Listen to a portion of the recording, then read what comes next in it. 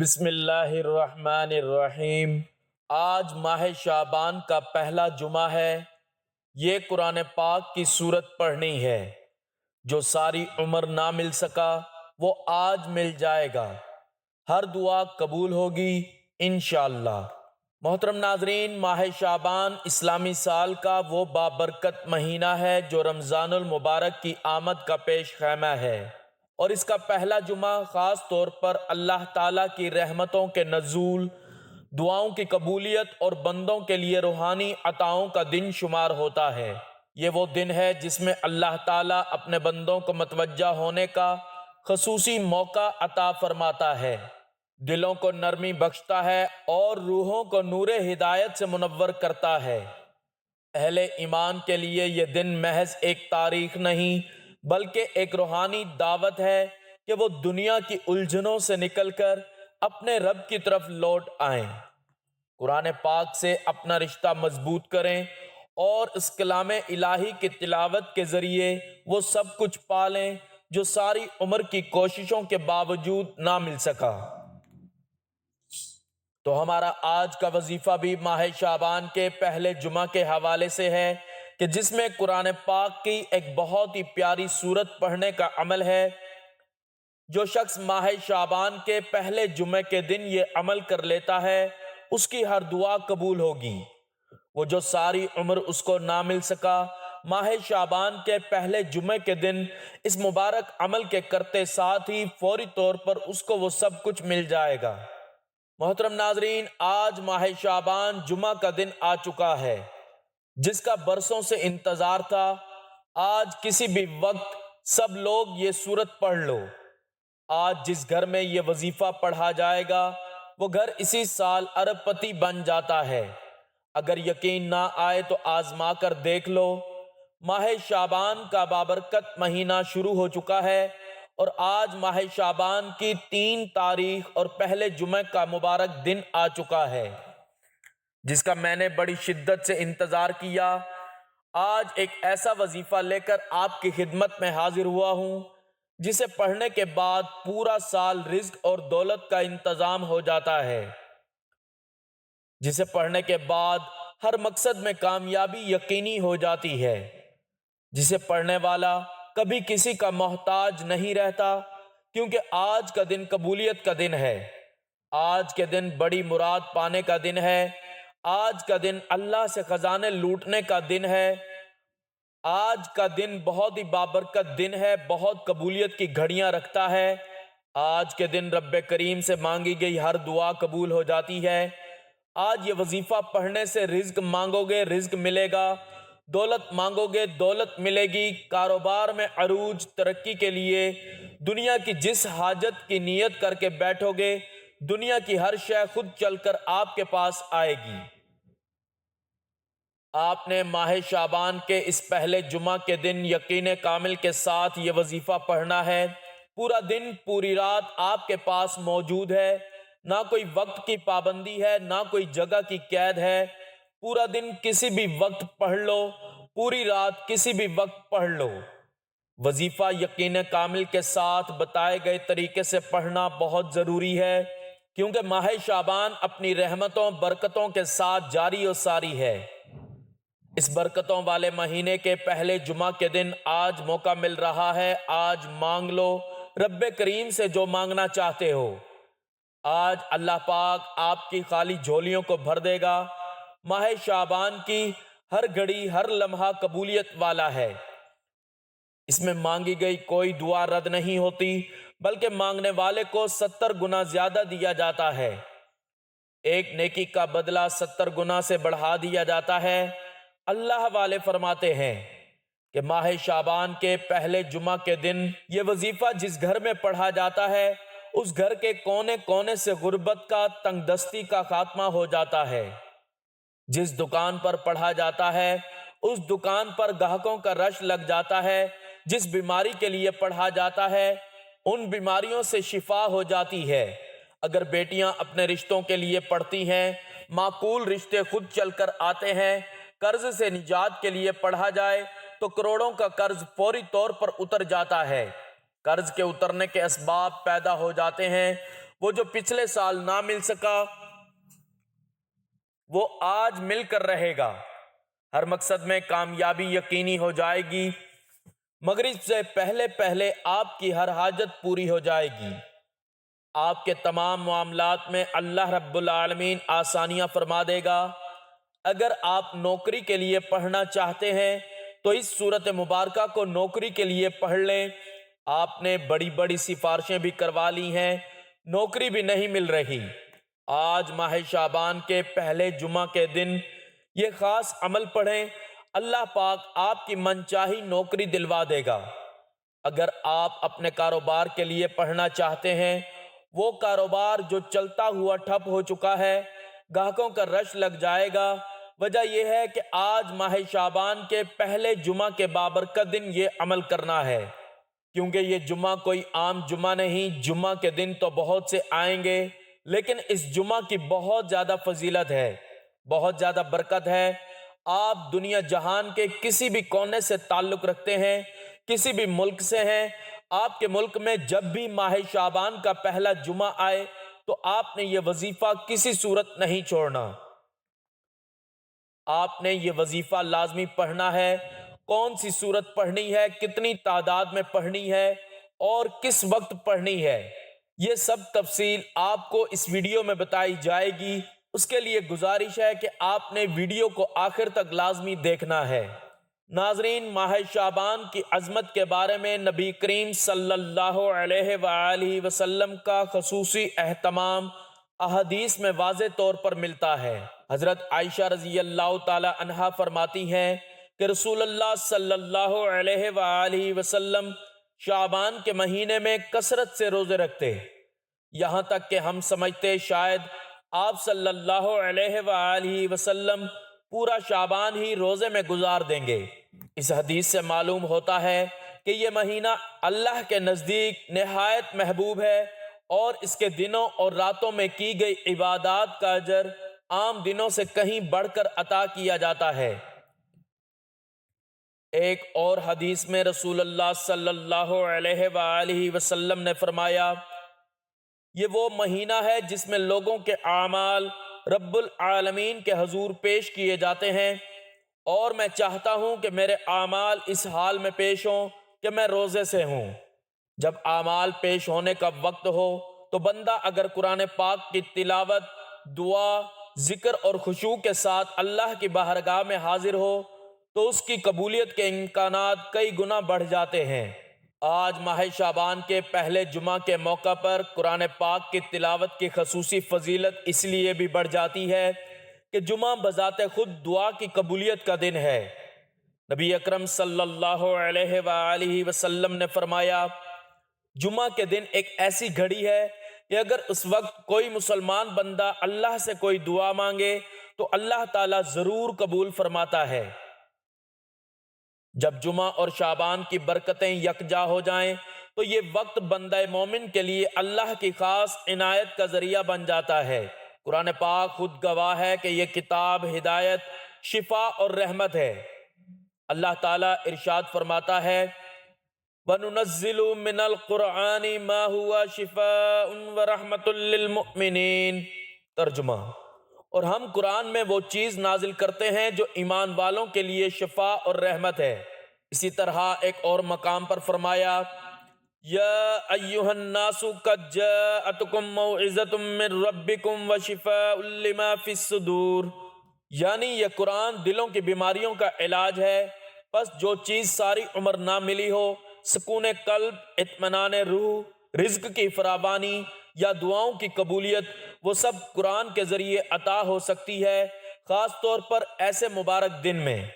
رسول اللہ صلی اللہ علیہ وآلہ وسلم نے قرآن سے تعلق پر فرمایا، قرآن پڑھو کیونکہ یہ قیامت کے دن اپنے پڑھنے والوں کے لیے سفارش کرے گا۔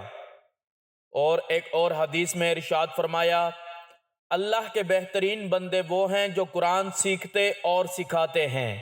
ماہ شعبان کے پہلے جمعہ کو قرآن کی تلاوت کے ساتھ دعا کرنا اس لیے بھی اہم ہے کہ اللہ تعالیٰ خود دعا کی قبولیت کا وعدہ فرماتا ہے، وَقَالَ رَبُّكُمُ ادْعُونِي أَسْتَجِبْ لَكُمْ، اور تمہارا رب فرماتا ہے مجھ سے دعا کرو میں قبول کروں گا۔ ایک اور آیت میں ارشاد ہے وَإِذَا سَأَلَكَ عِبَادِي عَنِّي فَإِنِّي قَرِيبٌ، یعنی اللہ بندوں کے بہت قریب ہے اور پکارنے والے کی پکار سنتا ہے۔ احادیث میں آتا ہے کہ اللہ تعالیٰ شعبان میں اپنے بندوں کی طرف خاص نظر رحمت فرماتا ہے سوائے ان کے جو کینہ، حسد یا قطع تعلقی میں مبتلا ہوں۔ اس لیے آج کا دن دلوں کو صاف کرنے، معافی مانگنے اور قرآن کے ذریعے اللہ سے لو لگانے کا دن ہے۔ قرآن کے بارے میں اللہ تعالیٰ فرماتا ہے کتاب انزلناہ الیک مبارک لیدبروا آیاتہ، یعنی یہ بابرکت کتاب ہے تاکہ لوگ اس میں غور و فکر کریں۔ شعبان کا پہلا جمعہ اسی تدبر، اسی رجوع اور اسی روحانی بیداری کا دن ہے۔ ماہ شعبان کے پہلے جمعہ کا دن محض ایک عنوان نہیں بلکہ ایک الہی وعدہ ہے۔ اگر بندہ اخلاص کے ساتھ قرآن کی تلاوت کرے، دل سے دعا مانگے اور اللہ پر کامل یقین رکھے تو انشاءاللہ وہ سب مل سکتا ہے جو ساری عمر نہ ملا۔ یہ دن اللہ کی طرف سے پکار ہے اور خوش نصیب ہے وہ جو اس پکار پر لبیک کہے۔ ناظرین، اسلامی تاریخ میں یہ بات ثابت ہے کہ رسول اللہ صلی اللہ علیہ وآلہ وسلم شعبان کے آغاز ہی سے اپنی عبادات میں اضافہ فرما دیتے تھے۔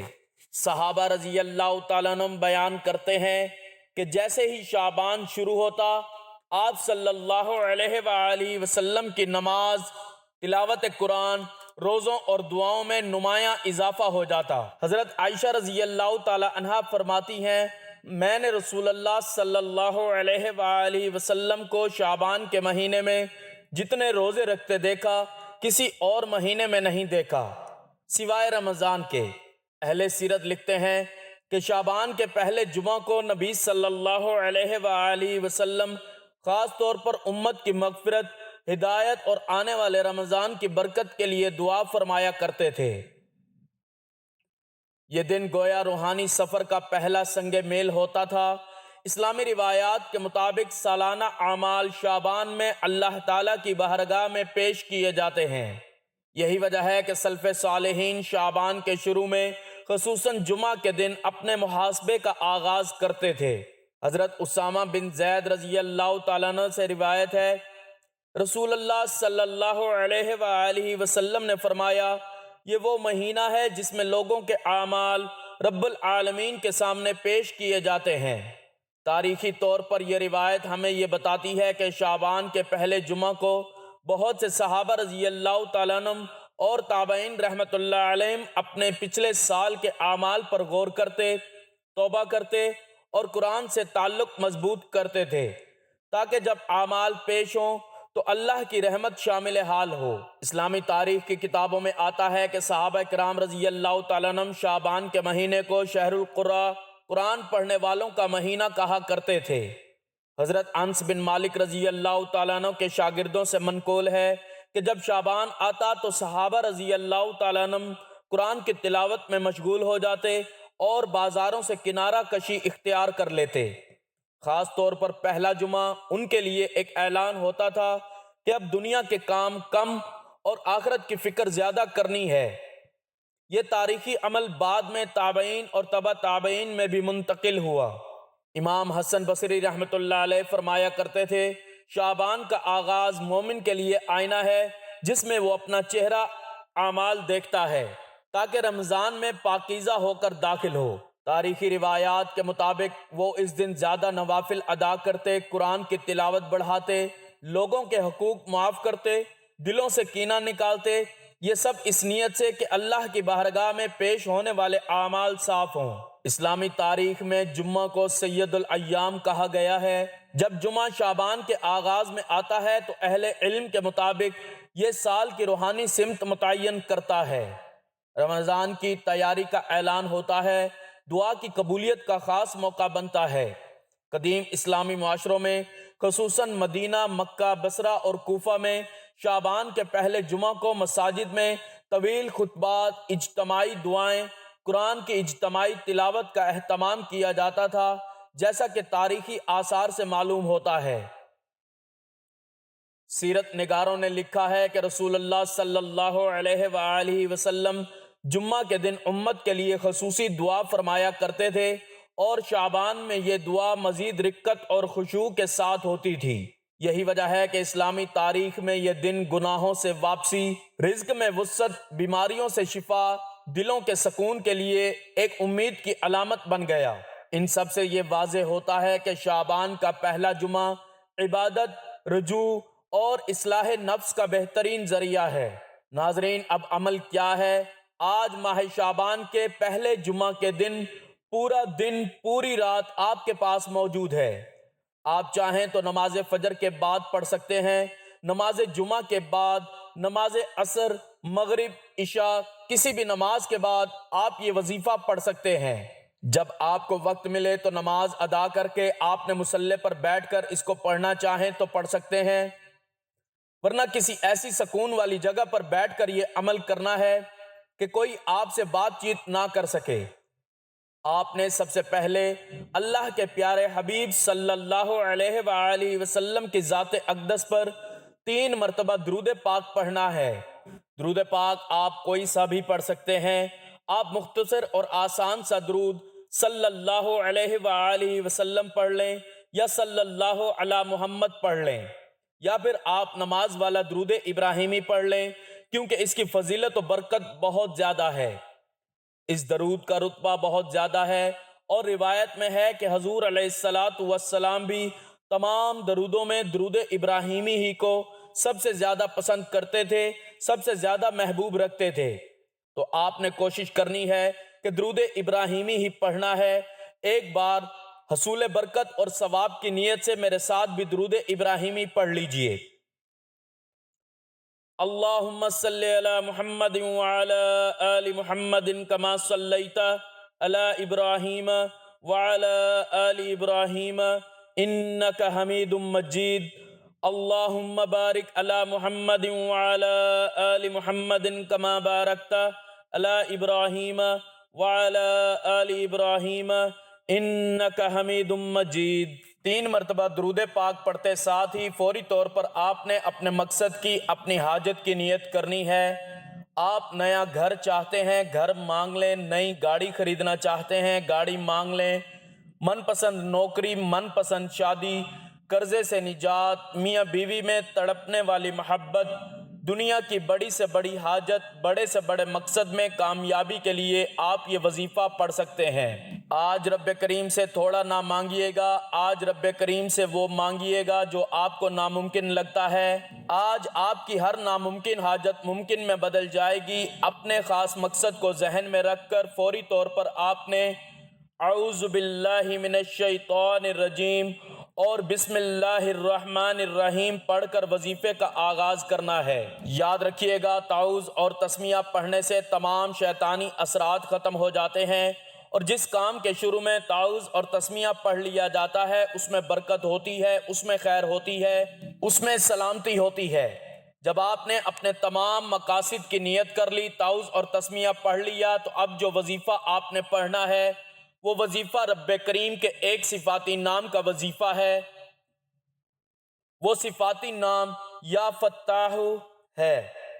یا فتاح رب کریم کا ایسا صفاتی نام ہے کہ جب کوئی بندہ رب کے صفاتی نام یا فتاح سے پکارتا ہے تو وہ رب جو رحمان بھی ہے، رحیم بھی ہے، جو ہر شے پر قادر ہے، اپنے پیارے حبیب صلی اللہ علیہ وآلہ وسلم کے وسیلے سے اس بندے کو مالا مال کر دیتا ہے۔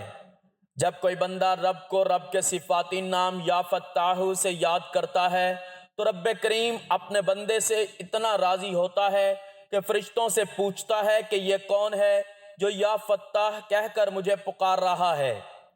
فرشتے بندے کا نام پیش کرتے ہیں، رب فرماتا ہے فرشتوں میں راضی ہوں، یہ بندہ جو مانگتا ہے، جتنا مانگتا ہے، اسے غیب سے عطا کر دو۔ آج آپ نے سب سے پہلے نمبر پر یا فتاح پڑھنا ہے۔ کتنی بار پڑھنا ہے، کیسے پڑھنا ہے، توجہ دھیان سے سن لیں۔ یا فتاح 1 بار ہو گیا، یا فتاح 2 بار ہو گیا، یا فتاح 3 بار ہو گیا۔ اسی طرح سے آپ ہاتھوں کی انگلیوں پر پڑھ لیں، یا آپ تسبیح کے دانوں پر پڑھ لیں۔ آپ نے صرف 33 بار پڑھنا ہے۔ یا فتاح پڑھتے دوران آپ نے کسی سے کوئی بات نہیں کرنی، نہ کوئی آپ سے بات کرے گا۔ تو آپ جتنی توجہ، دھیان، خلوص نیت کے ساتھ پڑھیں گے، رب کریم اتنا ہی جلد آپ کی حاجت کو پورا فرمائے گا۔ 33 بار یا فتاح پڑھتے دوران اگر آپ 33 مقاصد کو ذہن میں رکھ کر بیٹھیں گے تو 33 مقاصد میں کامیابی یقینی ہو جائے گی۔ 33 بار یا فتاح پڑھتے ساتھ ہی فوری طور پر آپ نے دوسرے نمبر پر جو وظیفہ پڑھنا ہے وہ وظیفہ استغفر اللہ و اتوب الیہ کا وظیفہ ہے۔ جب کبھی انسان پر مشکل وقت آتا ہے، جب کبھی انسان پر پریشانی آتی ہے، کبھی انسان پر مصیبتیں آتی ہیں، جب کبھی انسان بے بس، لاچار اور مجبور ہو جاتا ہے تو سمجھ لیں کہ رب کریم ناراض ہے۔ جب آپ پر مشکل وقت آئے، کوشش کریں کہ گھر کے خاموش کونے میں بیٹھ کر یہ وظیفہ پڑھیں، کیونکہ جس کے گناہوں کی توبہ قبول ہو جاتی ہے وہ ایسے ہو جاتا ہے جیسے ماں کے پیٹ سے ابھی پیدا ہوا ہو، اور جس کے گناہوں کی پکڑ ہو جاتی ہے وہ اپنی پوری کوشش کر لے وہ کبھی بھی کامیاب ہو ہی نہیں سکتا۔ اس لیے آپ نے آج دوسرے نمبر پر استغفر اللہ و اتوب الیہ کو توجہ اور دھیان اور خلوص نیت کے ساتھ پڑھنا ہے۔ اس کو بھی آپ نے ہاتھوں کی انگلیوں پر یا تسبیح کے دانوں پر گن کر کم سے کم 100 بار پڑھ لینا ہے۔ اگر آپ کے پاس وقت ہے تو پھر آپ نے 313 بار پڑھنا ہے، ورنہ آپ نے 100 بار پڑھ کر اپنے گناہوں کی سچی توبہ کرنی ہے۔ جب جب آپ کی زبان سے استغفر اللہ و اتوب الیہ نکل رہا ہوگا، آپ اپنے گناہوں کی سچی توبہ کرتے چلے جائیں۔ ہر انسان اپنے گناہ کو بہتر جانتا ہے، اس لیے آپ نے اپنے گناہوں کی توبہ کرنی ہے تاکہ گناہوں کی بخشش ہو جائے۔ جب گناہوں کی بخشش ہو جاتی ہے رب راضی ہو جاتا ہے، اور جب رب راضی ہو جائے تو پھر آسانیاں پیدا فرما دیتا ہے، راستوں سے مشکلات کو ہٹا دیتا ہے، بندشوں کو توڑ دیتا ہے۔ بندہ جس چیز میں ہاتھ ڈالتا ہے وہ سونا ہو جاتی ہے۔ آپ نے 100 بار استغفر اللہ و اتوب الیہ کو بتائے گئے طریقے اور ترتیب کے مطابق پڑھنے کے فوراً بعد تیسرے نمبر پر جو وظیفہ پڑھنا ہے وہ قرآن پاک کی ایک بہت ہی پیاری سورت مبارکہ کا وظیفہ ہے۔ یہ وہ سورت ہے جسے دولت کا خزانہ کہا جاتا ہے، جسے کامیابی کا راز کہا جاتا ہے، اور وہ سورت الکوثر ہے۔ سورت الکوثر جسے رزق اور دولت کا وظیفہ کہا جاتا ہے۔ سورت الکوثر وہ سورت ہے جسے مشکل کشا عمل بھی کہا جاتا ہے۔ سورت الکوثر جسے پڑھنے والا آج تک کبھی کسی حاجت سے محروم نہیں رہا۔ اگر آپ کو لگتا ہے کہ آپ کی حاجات پوری نہیں ہو رہی، آپ کی خواہشات پوری نہیں ہو رہی، آپ کے گھر کے حالات بہتر ہونے کا نام نہیں لے رہے، تو دنیا جہان کے تمام کام چھوڑ کر آج سورت الکوثر کو پڑھ کر دیکھیں۔ بسم اللہ الرحمن الرحیم، انا اعطیناک الکوثر فصل لربک وانحر ان شانئک هو الابتر۔ سورت الکوثر کو ہاتھوں کی انگلیوں پر یا تسبیح کے دانوں پر گن کر پڑھ لیں۔ آپ نے صرف 33 بار پڑھنا ہے۔ 33 بار سورت الکوثر پڑھنے سے 7 آسمانوں اور 7 زمینوں کا رزق آپ کے مقدر میں لکھ دیا جائے گا۔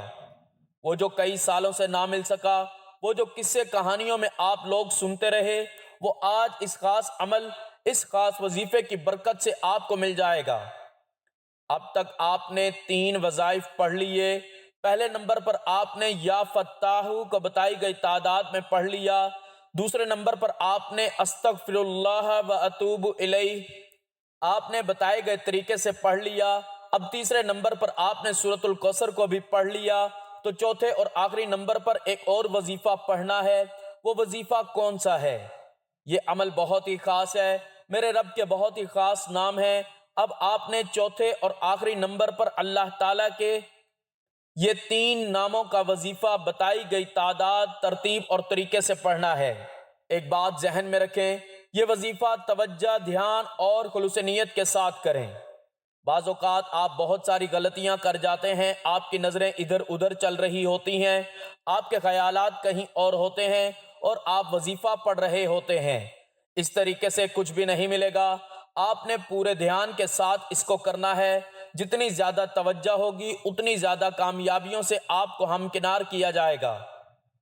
لہٰذا توجہ، دھیان اور خلوص نیت کے ساتھ اس خاص عمل کو، اس خاص وظیفے کو پڑھیں۔ میرا رب جو آسمانوں کو اٹھائے ہوئے ہے، زمین کو بچھائے ہوئے ہے، وہ آپ کو ضرور نوازے گا۔ اب آپ نے آخر میں جو وظیفہ پڑھنا ہے وہ وظیفہ یا غنی یا رزاق یا وہاب، آپ نے ان تین ناموں کو ملا کر پڑھنا ہے۔ میرے رب کی ذات بڑی ہی پاکیزہ ہے۔ یا غنی کا مطلب ہے بہت زیادہ دینے والا، یا رزاق کا مطلب ہے رزق دینے والا، اور یا وہاب کا مطلب ہے اے مالدار کرنے والے۔ یعنی آپ اللہ رب العزت سے رزق کثیر اور برکت والا رزق مانگیں گے۔ جب آپ کے پیسوں کی کمی ختم ہو جائے گی، پھر باقی تمام معاملات بھی حل ہو جائیں گے۔ لیکن ایک بات ذہن میں رکھیں، کامیابی تک پہنچنے کے بعد جو کامیابی کا ہمارا سفر ہوتا ہے، جب ہم اس کے قریب پہنچ جاتے ہیں تو تکبر کرنے لگتے ہیں۔ یعنی اگر چند پیسے ہمارے پاس زیادہ آ گئے، ہم اکڑنے لگ جاتے ہیں۔ ہم سوچتے ہیں کہ شاید یہ ہماری وجہ سے ہو رہا ہے، اور یہ قرآن پاک کی آیت ہے کہ جب تم مصیبت میں پھنستے ہو، میری طرف تم لوٹتے ہو، مجھ سے مانگتے ہو، اور جب میں عطا کر دیتا ہوں تو تم کہتے ہو یہ تو تمہاری محنت کا اور دانش مندی کا ثبوت تھا جو تم اس پھنسے ہوئے کام سے نکل آئے ہو۔ بے شک ایسے لوگ بہت خسارے میں رہتے ہیں۔ لہٰذا آج آپ نے ایک بات کو ذہن میں رکھنا ہے، تکبر نہیں کرنا۔ کسی کو بتائیں بھی نہ کہ آپ کے پاس کیا ہے، کم بولیں، اللہ رب العزت آپ کو خود بخود نوازتا چلا جائے گا۔ آپ نے ان مبارک ناموں کو کیسے پڑھنا ہے اور کتنی بار پڑھنا ہے، توجہ کیجئے گا۔ یا غنی یا رزاق یا وہاب ایک بار ہو گیا، یا غنی یا رزاق یا وہاب دو بار ہو گیا۔ اسی طرح سے آپ نے ہاتھوں کی انگلیوں پر یا تسبیح کے دانوں پر گن کر صرف 21 بار اللہ تعالیٰ کے یہ تین ناموں کو ملا کر پڑھنا ہے۔ یہ وظیفہ پڑھتے دوران آپ نے اللہ کریم سے دعا کرنی ہے، آپ نے اللہ کریم سے ہاتھ اٹھا کر مانگنا ہے، آنکھوں میں آنسو لیے مانگنا ہے۔ اللہ تو 70 ماؤں سے زیادہ پیار کرتا ہے، وہ اپنے صفاتی نام پڑھنے سے آپ کی ہر حاجت کو پورا فرمائے گا۔ جب آپ یہ سارے اعمال بتائے گئے طریقے اور ترتیب سے پڑھ لیں تو اس کے بعد آخر میں 3 بار درود پاک پڑھ لیں جو آپ نے عمل کے شروع میں پڑھا تھا، اور اس کے بعد اللہ پاک سے دعا مانگ لیں۔ وظیفہ شروع کرتے وقت اپنی تمام حاجات کی نیت ضرور کریں، اور آخر میں جب وظیفہ ختم کر دیں تو درود پاک پڑھ کر دعا مانگ لیں۔ اپنی ہر حاجت، ہر مراد کی تکمیل کے لیے اللہ تعالیٰ سے رو رو کر، گڑ گڑا کر دعا ضرور مانگیں۔ اللہ تعالیٰ ہم سب کے تمام پریشانیوں کو دور فرمائے، ہمارے رزق، مال و دولت میں برکت عطا فرمائے، اور ہمیں نیک اعمال کرنے کی توفیق عطا فرمائے، اور ہمیں 5 وقت نماز باجماعت پڑھنے کی توفیق عطا فرمائے۔ اے اللہ رب العزت، اے ساری کائنات کے شہنشاہ، اے ساری مخلوق کو پالنے والے، اے زندگی موت کا فیصلہ کرنے والے، اے آسمانوں اور زمینوں کے مالک، اے پہاڑوں اور سمندروں کے مالک، اے انسانوں اور جناتوں کے معبود، اے عرش اعظم کے مالک، اے فرشتوں کے معبود، اے عزت اور ذلت کے مالک، اے بیماروں کو شفا دینے والے، اے بادشاہوں کے بادشاہ، اے اللہ، ہم تیرے گنہگار بندے ہیں، تیرے خطا کار بندے ہیں، ہمارے گناہوں کو معاف فرما، ہماری خطاؤں کو معاف فرما۔ اے اللہ، ہم اپنے اگلے پچھلے صغیرہ کبیرہ سبھی گناہوں، خطاؤں اور نافرمانیوں کی معافی مانگتے ہیں۔ اے اللہ رب العزت، ہم اپنے گناہوں سے توبہ کرتے ہیں، ہماری توبہ قبول فرما۔ اے اللہ، ہم گنہگار ہیں، سیاہکار ہیں، بدکار ہیں، تیرے احکام کے نافرمان ہیں، ناشکر ہیں، لیکن میرے معبود تیرے نام لیوا بندے ہیں، تیری توحید کی گواہی دیتے ہیں۔ تیرے سوا کوئی عبادت کے لائق نہیں، تیرے سوا کوئی بندگی کے لائق نہیں، تیرے سوا کوئی تعریف کے لائق نہیں ہے۔ ہمارے معبود، ہمارے گناہ تیری رحمت سے بڑے نہیں ہیں، تو اپنی رحمت سے ہمارے گناہ معاف کر دے۔ اے اللہ پاک، ہمیں گمراہی کے راستے سے ہٹا کر صراط مستقیم کے راستے پر چلنے والا بنا دے۔ اے اللہ، ایسی نمازیں پڑھنے کی توفیق عطا کر جس نماز سے تو راضی ہو جائے۔ زندگی میں ایسے نیک اعمال کرنے کی توفیق عطا کر جن اعمال سے تو راضی ہو جائے۔ ہمیں ایسی زندگی گزارنے کی توفیق عطا کر جس زندگی سے تو راضی ہو جائے۔ ایمان پہ زندہ رکھ اور ایمان پہ ہی موت عطا کر۔ اے اللہ ہمیں تیرے احکام کی فرما برداری کرنے والا بنا، اور تیرے پیارے حبیب جناب محمد صلی اللہ علیہ وآلہ وسلم کے نیک اور پاکیزہ آداب کو اپنانے والا بنا دے۔